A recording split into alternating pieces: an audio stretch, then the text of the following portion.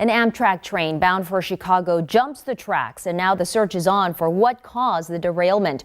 No one was killed, but several people had to be taken to the hospital. Federal officials are on their way to the crash site. Sade Gray is at the crash site in Kansas with more.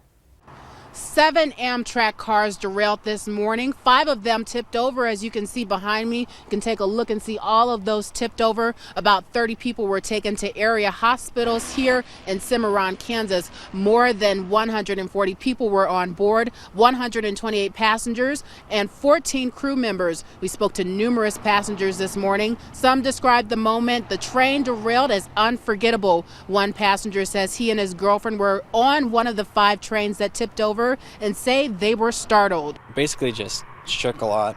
I tipped over and it just slid. I basically slid onto my feet somehow. It was bone chilling. It really was. At the first moment, we felt the hydraulics. I thought, maybe a little bump, but once we heard the shouts, we knew there was something wrong. Now, it's unsure how long it will take to get things back on track, but it probably will take some time. From outside Cimarron, Kansas, Sade Gray, NBC News. A government official says an engineer noticed a significant bend in a rail ahead and hit the emergency brakes. The U.S. official who was briefed on the investigation says the train appears to have been traveling at about 75 miles per hour at the time.